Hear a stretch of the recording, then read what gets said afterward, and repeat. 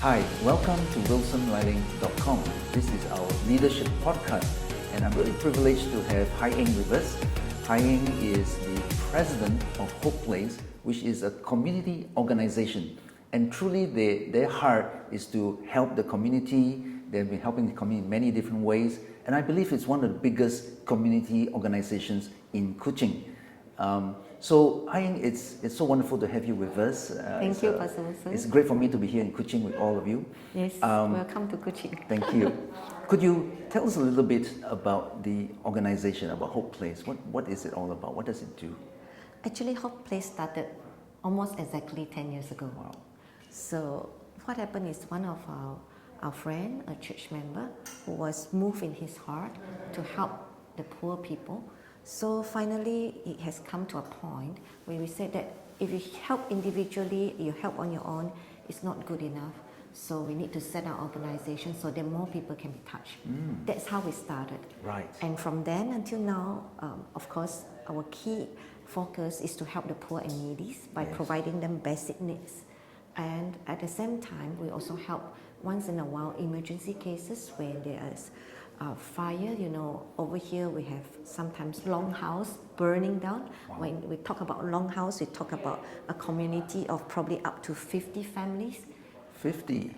Wow. Or so, when the whole longhouse is burned down, one go, they have no food, no clothing, nothing else. We do help cases as such, sometimes flood and stuff like that. But our main aim is still to help the poor and needy regularly, those who cannot afford. And maybe I explain a bit more. A lot of our recipients are actually people who are either having family members who are disabled, some who got into accidents, some are born disabled. Because of that, the other family members cannot go out to work, or only one person can work, and they are not providing enough for these people at home. And at the same time, also there's a higher need because some of the disabled or some of the sick people, they require specialized milk powder, for example. That is beyond what the normal people can afford. So we'll provide this basic necessity for them. And I understand you've done things like looking at providing certain communities even clean water or sanitation sort of things. Sanitation, sometimes when they are in need. Sometimes we do projects of providing clean water into like a village kind of thing. We do projects also like providing solar power into certain rural areas when electricity is not available. Some corporation will supply us with the solar panel, so we get other people to come and fix it for them. We do things like that. Of course, the usual one would be leaking roof, stuff like that. Things like that happens all the time. So it's quite a wide scope of things that you do. And I understand as well, you have sort of a second-hand store where you sell off second-hand goods? Yes, that came by because people say, hey, I cannot donate other stuff, but I have pre-loved items that I like to give away. Would you like to take it? So we took that, and we were so thankful and blessed. We have some good, really supportive sponsors or partners, I call them.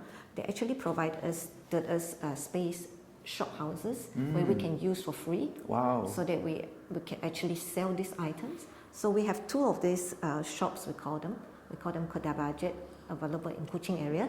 On top of that, we actually use this as an opportunity to help the poor people by giving them the opportunity to start their own business wherever they are. So our people will go to their house and teach them how to sell pre-loved items in their village, in their area, and then teach them how to count and how much profit to give back to us. The cost we'll take back, and we give them back the profit. So these are some of the things, the branch off of this whole thing. That's really incredible. It's such an incredible thing to see how it has grown and expanded over the last 10 years. Incredible. Well, tell us a little bit about your role, because you are the president. What does it mean? Or what are some of the things you're responsible for? I can say that my role can be quite easy because I am thankful for the team. I have a team of different giftings. Some are good with they are building relationship with donors. Some are really good in helping the clients. Some are really good in mobilizing people, and some are really good in setting up system. But I see my role, my primary role, is to set direction for the team and settle any differences or sometimes some gaps that we have in the management team, and also make some tough decision and clear the path for the team to move. Right. So I don't just get involved in the day-to-day running of it. That they are able to do it. I empower them. I just need to make key decisions when they are stuck. That's how I see my role. And that's a very critical leadership role, which not everybody understands, because when a leader takes that role and the leader is able to carve the way forward or push the envelope, that makes it easier for the rest to function. I think that's so important. What would be some of your key motivation to take on this thing? Because I understand you yourself, you are a volunteer, as a volunteer president. So what would be some of your motivations? Wow, that has to take back to, that brings me back to when I was young. In fact, when I was in my primary school, when I was very young, I actually grew up in a very small village, I won't say village, a very, very small town, in some way rural areas of Sarawak. So in that area, I actually see a lot of people who are needy, where I see them being farmers when the hill paddy is not having good produce. Hill paddy is the rice. The rice, that's right. Just for our viewers who don't understand Malay. Yeah.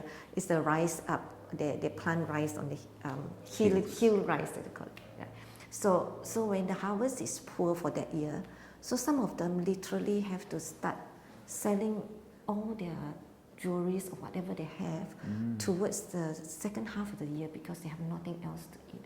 And of course, things like going into the jungle, plucking from the wild, taking whatever that they have, is very common in those areas. So since very young, having been part of that community, because my parents were teachers, they were helping some of these people. So I thought the way to do it, that was when I was young, is to become a politician. Right. So I wanted to be a politician when I was young, not knowing that may not necessarily be the only way to help these people. So that had been in my heart, and when the Lord opened up this opportunity to be involved in this organization, I was reluctant at first because I already had so many things in my hand, but I was reminded of what I wanted to do when I was young. That is to help these people who are less privileged and they are in need. So I thought, let's take it up and do something about it. I'm thankful that I've been here for 10 years, and I believe there are more that we can do together as a team to help the poor. That's wonderful. I'm so blessed by your motivation, and it's that sort of inner motivation where we truly want to be a blessing to others, help people, make a real difference in their lives. That really, I think, is one of those really noble motivations. Now, of course, as an NGO, a non-governmental organization, and a charitable organization, you probably have to deal with quite a number of stakeholders, I guess, your sponsors, your clients, I'm not sure whatever else. What are some of the challenges as a leader to manage? Because there are always different expectations and priorities of the different groups. How did you go about managing this? Oh, wow. That is a very big question because, as you know, as an NGO, we deal with public. I'm thankful for Kuching. Most of our stakeholders in terms of public are from Kuching. They are very supportive of this kind of activities. So we're very thankful so far. We have really good relationship with them. Of course, there are, from time to time, we have challenges like people will come to us with their own priority and they expect us to do it exactly the way they want. For example, some organization may come to us and demand that we want to do this at this time of the year. You better get it done for us. Well, sorry, but this time of the year is the busiest time of the year, and what you're requesting for is not in line with our organization objective. And sometimes we can smell behind the scene they actually wanted to gain a name for themselves by just giving you probably a few thousand ringgit, but they're expecting to gain so much more in publicity for the image of their own organization. So times like that, we have to be very wise in rejecting them, and yet we have to keep a long-term relationship with some of these people. Yes. So we have to explain things nicely to them and see how we can work things better for the future. Yeah. Yes, I Those guess. are among the challenges. Yes, I mean we have a small sort of community organization ourselves back in Brisbane, and we do face some of this. Sometimes the politicians may say, "We'll give you this grant," and then after that, it's, "No, we'd like you to do this for us or that for us," and that sometimes can be a challenge because sometimes what they want or asking for doesn't quite fit our priorities or our values even. So it is a challenge managing this and finding a way to explain to them in a way that they can accept why we couldn't or can't yet and things like that. It is a challenge. I guess it takes a lot of skill on your part. Are you usually the main person that will have to deal with this sort of things? It depends. If there are some that some of my our management staff can handle, but when it comes to those that is very like more sensitive, then I'll have to come in some way somehow. and write those letters and or meet those people. Yes. Pay a courtesy call kind of thing. So also because you are a charitable organization, did you face or what challenges will you have in terms of raising the financial support? You know, many charitable organizations face that challenge of stability of income. Do you face some of these challenges? I must say, initially maybe when we first started, but we are very thankful that the public here is very generous. I would say very generous, and they are supporting us. And on top of that, I must say that we are very prudent. We are very careful in how we use our finance as well, because we want to make sure that we have sufficient to help as many people as possible, even in the times to come, especially when the economy is turning back. We are expecting more that will be in need, and that's what we want to do as well. So we are keeping wow, it's such a blessing that you have such great, public that's supporting you. I do understand at times that being a charitable organization, it's like sometimes people look at your balance books and they say, we've been giving you so much, so we expect, why aren't you using all of it now in doing this? Or there's always this sort of expectations. Do you face that sort of thing? Where overabundance creates something, overabundance of expectation? So far we have not. Oh, that's very great. Yeah, but we are assigning our funds into different reserves, so that in the future this reserve will be used for certain purposes. Wonderful. So when we have access, we put into reserve, so that it's not like laying there having no purpose in the future. And what about human resources, volunteers? Because all charitable organizations rely a lot upon volunteers. What challenges did you or do you face in that area? You're asking a great question. In fact, maybe I just share a little bit more about volunteers. I think we have quite a lot of volunteers who are retirees. And in fact, in the recent year, because a lot of our staff are actually younger ones, below 30. So we are attracting a lot of younger volunteers as well. Right. So our challenge right now is not so much of not having enough volunteers, but it's about how do we place them in the right place where they can volunteer and it fits to our organization activity and purposes. So in line with that, for the next 2 years, that means this year and next year, we are really putting in our time, our manpower to create a proper volunteer system. We are subscribing even to, we're considering subscribing to apps. In fact, we ask people to write for us an app where the volunteers can just come in, sign up, and eventually they'll be automatically told when will the activities be, what can they be involved in, and all this.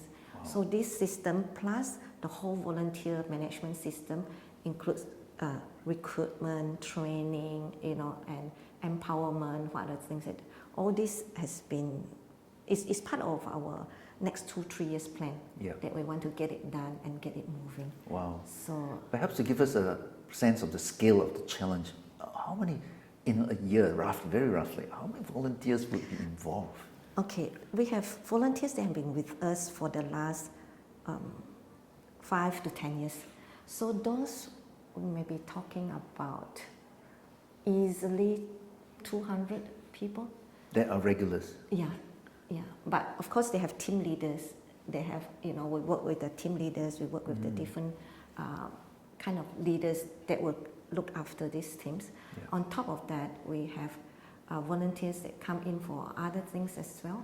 So I would say those will be easily 100 over at the moment, but more are coming in, more are offering help. those are excluding like schools and organizations that actually come in from time to time that they want to follow us for deliveries, they want to do this. Those are excluding that group of people. These are just regulars and the ones that would like to get involved. Yeah. So I guess when you have an abundance of volunteers, I guess your challenge is really to identify your criteria for certain people, yes. because you want people that represent your values, I guess, as well. Yeah, that would be our eventual aim. Right now, the volunteers are coming in just to experience how is it like, and they like it, then they'll volunteer more for other things like sorting out clothing sometimes just delivery and stuff. I like that that you have opportunity for people just to try it out. Yes. And then from there you begin to find a more committed volunteer base. Yes. That's really incredible. Yes. Now, of course, as an organization, I'm sure you would have faced some highs and lows over the years. What were some of the highs or lows that you could share with us? What lessons did you learn from dealing with some of these things? Well, highs. For me, I would define high as when lives are touched. Mm-hmm. So there's this story that I always remember whenever I'm low. There's this one time our founder received a call at 5 a.m. in the morning. Mm-hmm. And usually he doesn't answer this call, but that day he decided to pick up the phone. And there was a lady calling him and said that, "Can you help me? I run out of food in my kitchen. I have no more food. Can you help me?" So after talking for like 10 minutes, he said, "Okay, I'll send food to you in a while." So he did that by around 7 a.m. or 8 a.m. that morning. He delivered the food, just rice and some simple stuff. That's oil. very excellent response time. Oh, he is excellent. God really put something in his heart and his life. When he was there, this lady told him, "Thank you for coming. You didn't know what happened to me today. When I called you, I actually decided that this morning, if no one is going to answer, I was ready to turn on the gas and kill all my 5 children together with me." Oh, wow. Because my husband just decided to leave me last night, and we have no more money, no more food, nothing left at home. Wow. So I don't want my children to live on without anything for them, and with a broken heart that the father has left them. Oh, wow. That story really impacted me for a long time. Though it's a sad story, but that's a high for me. Yes. If he didn't respond, if we didn't start this organization, nobody would have his number, nobody would be able to contact him. That family would just be gone, 6 of them, all be gone. So that is a moment I would say I'm very thankful. Yeah. 6 lives. It's amazing how specifically you can really impact lives with just the small things even that we don't always realize, but it means so much to some people. Yes. We have a few more stories where they are at the verge of committing suicide. They just happen to call and just in time. Okay. Just in time to help these people. Yeah. So what about some challenges that you had to address? I think challenges always deal with people. Of course. Yeah, like we mentioned at times, I don't like the feeling of being taken for granted or being made use of. Okay. So there are situations where we actually send food, or people call us up because of emergency or whatever. So we send food to this one or two location, and then someone else turn up, take a Wi-Fi, and claim that, we are part of this whole thing, kind of thing. Oh, wow. Those kind of things, I would call it low, because you totally break our trust. Yes. Yeah. I can appreciate some of this. We run a food pantry as well, and there were times I turned up and I asked the volunteers, I said, this person is getting food, but they drive an SUV. I'm like, what's going on? So these are things we sometimes had to address, and we actually have a little form now that we ask the circumstances and situations. We also have situations where people are relying on our food for years, and we're thinking to ourselves, are we really helping them, or are we just reinforcing their situation? Yep. So that has motivated us. We're now partnered with another group, to a Christian group against Christians Against Poverty, where we're going to start up some mentors who will help people look into the budgeting, how to manage their finances, things like. Because we decided we don't want to be an organization. Of course, we do want to help people, but we don't want to help them in such a way that they remain in their situation. We want to help empower them, hopefully give them a leg up to improve the situation. Yes, that's exactly what we hope to do, but it's not easy Of to course. break them out of the systematic poverty kind of situation. It takes a lot. It does. Including educating the next generation. Yes. Yes. Amen. Is there anything you might say to people who would want to establish a community organization? I'm sure some will be inspired by what you have just shared, what your organization has done. Would there be any tips you might give to those who perhaps start to think about these things? Apart from having a conviction and a vision, for me, I'm big on team. That's why you see I like to use this slogan, strength in numbers, that is from Warriors, because I believe that to have a successful organization, or to lead a successful group, or do something successful, is all about team. So yes, working in a team is difficult because there are so many adjustments that you need to make. Everybody have their different gifting. At times there are just a lot of conflicts that you need to settle. But God has given each and every one of us different giftings, so that when we move in a team, that's where we can impact even more, and we can walk even further than being alone. So get a good team, get a bunch of people who share the same value, share the similar culture. Culture need to be tweaked and aligned from time to time, but you have the same heart to move this forward, because you see that He is in it with you. I think that's most important. Well, thank you so much for sharing your insights, your wisdom, and your experience. My hope is that this will inspire some of us to consider how we can really impact the communities around us, simply because we care. And perhaps God has given you the means. And I'm sure that when you do care, God will open doors for you to be of help to your community. God bless all of you. Thank you.